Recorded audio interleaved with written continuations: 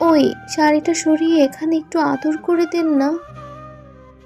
এত জায়গায় আদর করে দিলাম, এখন আবার এখানেও দিতে হবে?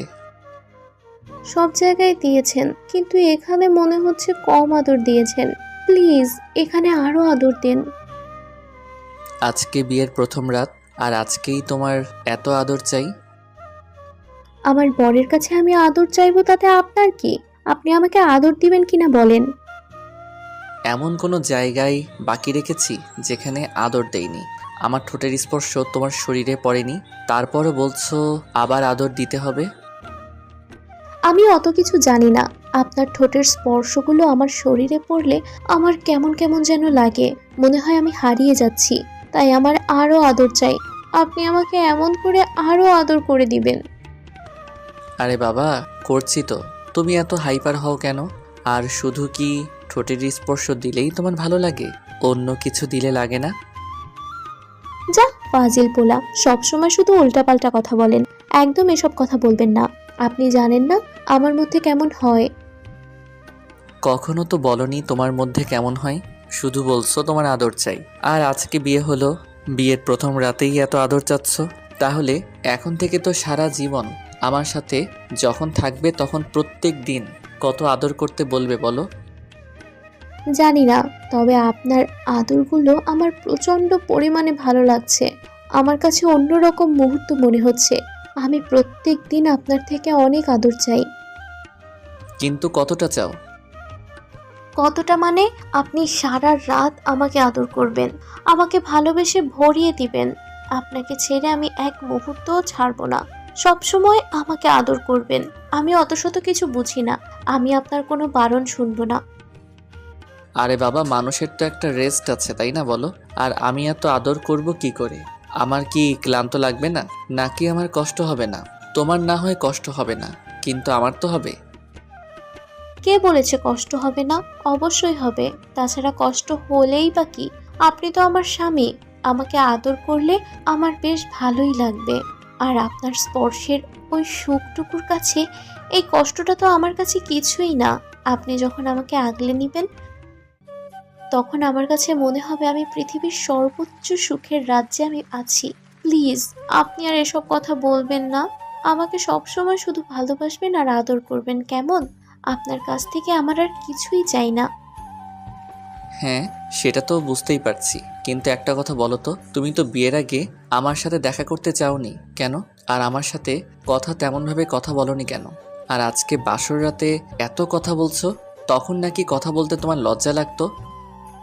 তাহলে এখন তোমার কি এমন হয়েছে যার জন্য তুমি লজ্জা পাচ্ছ না? উল্টো আমার স্পর্শগুলো উপভোগ করছো আর আমার সাথে রেসপন্স করছো। আজকে তোমার লজ্জা লাগছে না? ফাজিল পোলা, একদম আমাকে ওসব কথা বলে লজ্জায় ফেলার চেষ্টা করবেন না। আমি খুব ভালো করেই বুঝতে পারছি আপনি এসব আমাকে লজ্জা দেওয়ার জন্য বলছেন, তাই না? আগে তো আপনি আমার স্বামী ছিলেন না, কিন্তু এখন তো আমার স্বামী। লজ্জা ততক্ষণ অবধি ছিল যতক্ষণ আমি আপনাকে বিয়েটা করিনি। আর তাছাড়া এখন তো আপনার সামনে আসতে কেমন লজ্জা লাগতো। আর তাছাড়া তখন তো আপনার সামনে আসতেই কেমন লজ্জা লাগতো। আর এখন লাগছে না, এজন্যই কারণ আপনি আমার স্বামী হয়ে গেছেন। তাই? কিন্তু আমি তোমাকে লজ্জায় ফেলার অনেক টেকনিক জানি, দুই একটা দেখাবো। হুম, একদম দুষ্টুমি করবেন না। যেটা করতে বলেছি সেটাই করেন। আমাকে আদর দেন। আমার আদর চাই। প্রচন্ড পরিমাণে আদর চাই। তুমি এত আদর পাগল সেটা আগে জানতাম না তো। কিন্তু বিয়ের আগে তো একটাবারও আমাকে বলনি যে তোমার এত আদর চাই। বিয়ের আগে তো আমার সাথে তেমনভাবে কথাই বলতে না। ফোনে যেটুকু কথা হতো তাছাড়া কখনো আমার সামনেও আসতে না। তখন তো একটাবারও বলনি বিয়ের পর তোমার এতটা আদর চাই। কেন? বললে কি করতেন? বললে কি আমাকে আগেই আদর করতে শুরু করতেন? না না, তেমনটা নয়। বললে আগে থেকে আদর করার প্র্যাকটিস করতাম। প্র্যাকটিস করতে হবে কেন? কেন মানে যেন বেশিক্ষণ ধরে আদর করতে পারি তাই। যাহ, লুচু পোলা, কিসব উল্টাপাল্টা কথা বলেন, হ্যাঁ? লুচুর কি হলো? আর তুমি তো অনেকক্ষণ আদর চাও, আবার বলতেছো বিয়ের পর তোমার সারা রাত আদর লাগবে।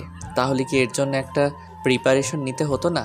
তাছাড়া তুমি যেভাবে আদর করতে বলছো সেভাবে আদর করতে গেলে তো অনেক স্ট্রং হতে হবে। আমি অত কিছু জানি না। আপনি আমাকে আদর করবেন কিনা বলেন, না হলে কিন্তু আমি এখন আপনার উপর প্রচন্ড রাগ করব। ওকে বাবা, করতেছি। এত রাগ করো কেন? আচ্ছা একটা কথা বলো তো, তুমি তো আমাকে ভালোবাসতে না, আমাদের বিয়েটা তো অ্যারেঞ্জ ম্যারেজ হচ্ছে, তাহলে তুমি হুটহাট করে এতটা বেশি রোমান্টিক হলে কি করে? আর আমাকে কয়েকদিনের মধ্যেই স্বামী হিসেবে মেনে নিলে, আর আজকে আমার কাছে এত আদর চাইছো, কি ব্যাপার বলো তো? শোনেন, প্রত্যেক মেয়েরই একটা স্বপ্ন থাকে তার স্বামীকে নিয়ে, তেমনি আমারও ছিল। আর যেদিন থেকে শুনেছি না আপনার সাথে আমার বিয়ে হবে, সেদিন থেকেই আমি আপনাকে নিয়ে ভাবতে শুরু করেছি। আর ভাবতে ভাবতে আপনাকে প্রচন্ড পরিমাণে ভালোবেসে ফেলেছি। তুমি তো একটাবারও আমাকে সেটা বলনি। বলিনি কারণ লজ্জা পেতাম। তাছাড়া বললে যদি আপনি আমার কাছে অন্য কিছু চাইতেন তখন? অন্য কিছু চাইতাম মানে? কিসের কথা বলছো তুমি? তখন যদি বিয়ের আগেই আপনি আমার কাছে আদর চাইতেন, আমার সাথে রুম ডেট করতে চাইতেন, তখন কি হতো বলেন তো? শাকিল তুষির এরকম কথাতে অবাক হয়ে গেল। ওর বেশ খারাপও লাগলো, তাই ওকে ছেড়ে দিয়ে উঠে বসলো। তুষি বুঝতে পারলো কথাটা বলেও মোটেও ঠিক করেনি, যার জন্য শাকিল হয়তো রেগে গেছে। এবার তুষিও উঠে বসে তারপর শাকিলের কাঁধের উপর হাত রাখলো, সাথে সাথে ও হাতটা ছাড়িয়ে দিল। তখন তুষি বলল, কি হলো, আপনি হাত সরিয়ে দিচ্ছেন যে? আমি কি কিছু ভুল বললাম? ভুল বললে নয়তো কি, তুমি অনেক বড় একটা কথা বলে ফেলেছো। তুমি এমন কথা কি করে ভাবতে পারলে? আমি কি এমন বললাম বলেন তো?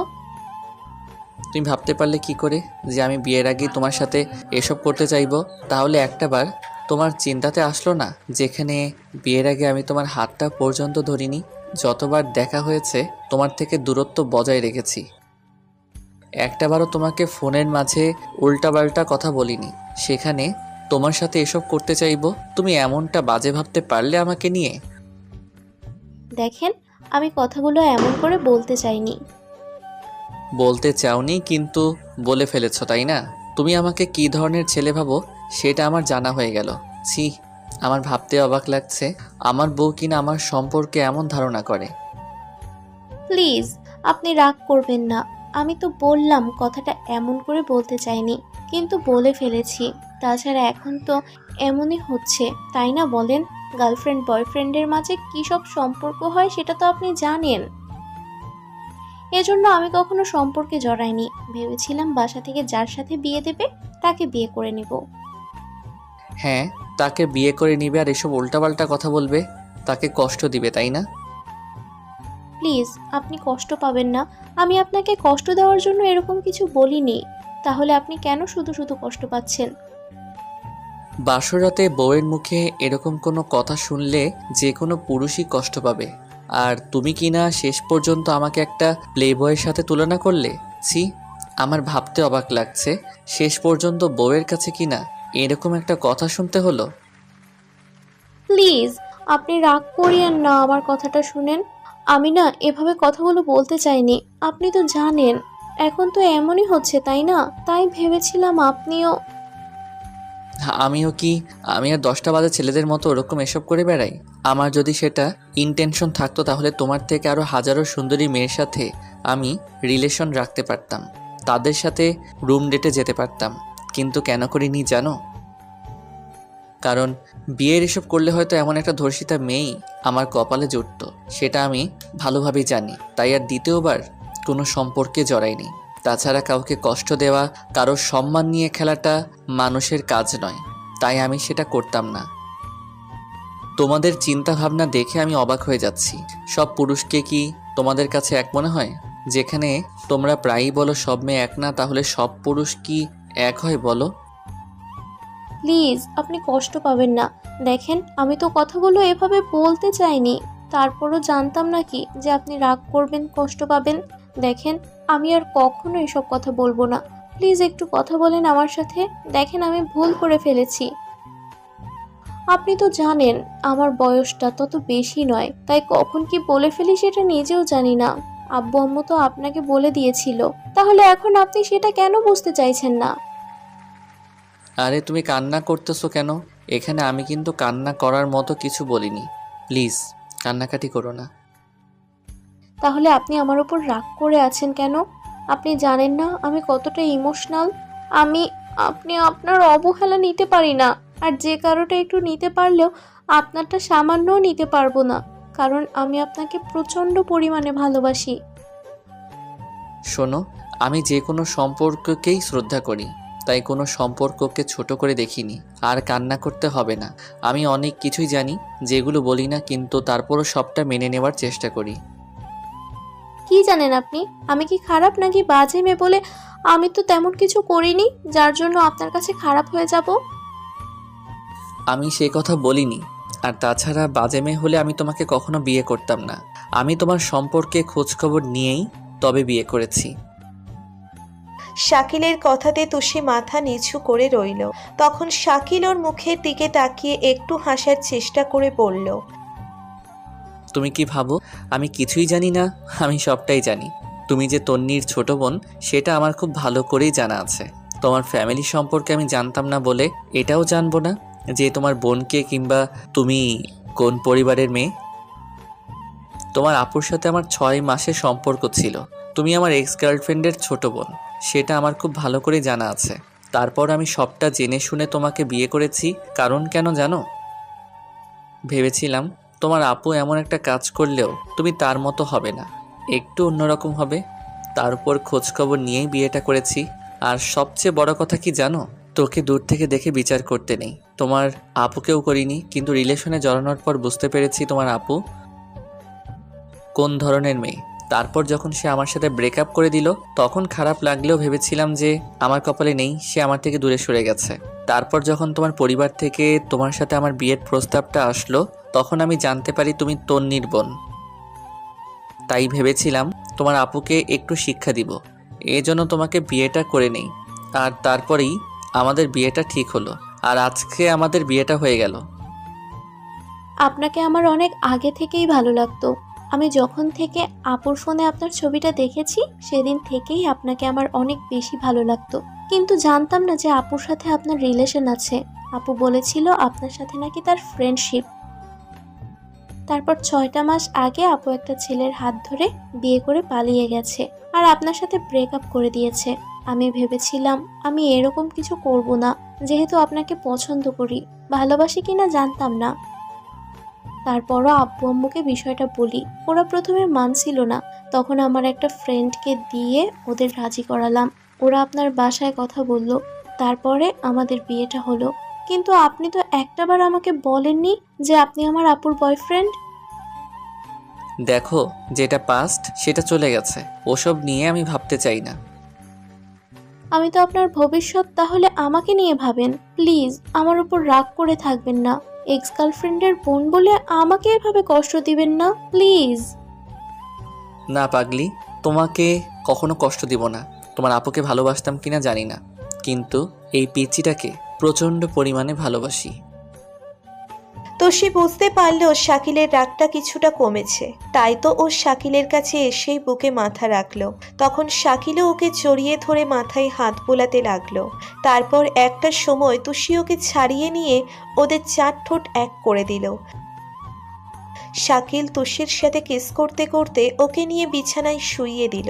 তখন তুষি ওর শার্টটা খুলে দিলে শাকিল ওর শরীর থেকে কাপড়গুলো খুলে দিতে থাকে আর শরীরের সব জায়গায় চুমু দিতে লাগলো। শাকিলের এমন স্পর্শ পেয়ে তুষি আবারও মাতাল হয়ে যায় আর শক্ত করে বারবার ওকে আঁকড়ে ধরতে শুরু করে। শাকিলের মনে পড়ল তখন তুষি ওর নাভির উপর আদর দিতে বলেছিল, তাই শাকিল ওর পেটের উপর থেকে শাড়িটা সরিয়ে তারপর নাভির দিকে কিছুক্ষণ তাকিয়ে রইল।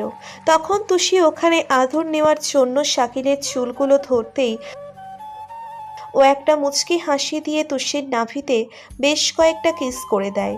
সাথে সাথে তুষি শক্ত করে শাকিলের মাথাটা ওর পেটের সাথে চেপে ধরে। শাকিল বুঝতে পারে তুষি আবারও পাগল হয়ে গেছে ওর ভালোবাসার পরশ পেয়ে, যার জন্য ইচ্ছের প্রচণ্ড পরিমাণে কাঁপতে শুরু করেছে। শাকিলও সারা শরীরে চুমু দিয়ে ভরিয়ে দিচ্ছে। তোষি ততবার কেঁপে কেঁপে উঠছে আর ওকে নিজের সাথে শক্ত করে আঁকড়ে ধরছে। একটা সময় শাকিল বুঝতে পারে তোষি প্রচণ্ড পরিমাণে ওর ভালোবাসাটা চাইছে, তাই আর দেরি না করে ওদের শরীরে একটা চাদর টেনে দিয়ে তারপর তোষিকে নিজের ভালোবেসে আগলে নেয়। শাকিলের এরকম স্পর্শ পেতেই তোষির চোখের কোণ বেয়ে দুফোঁটা অশ্রু গড়িয়ে পড়ে আর শাকিলকে শক্ত করে নিজের সাথে মিশিয়ে নেওয়ার চেষ্টা করে।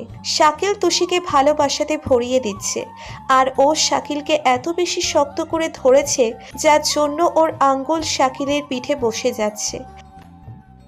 তারপরও সেদিকে কোনো কারো খেয়াল নেই। দুজনে ভালোবাসার এক আদিম খেলায় মেতে উঠেছে। তো ভালো থাকুক ভালোবাসা। আমাদের ভিডিওটি কেমন লেগেছে তা কমেন্ট করে জানাতে ভুলবেন না। আর ভিডিওটি যদি ভালো লেগে থাকে তাহলে একটি লাইক করুন আর সাবস্ক্রাইব করে আমাদের পাশেই থাকুন। ধন্যবাদ সবাইকে আমাদের পাশে থাকার জন্য। আল্লাহ হাফেজ।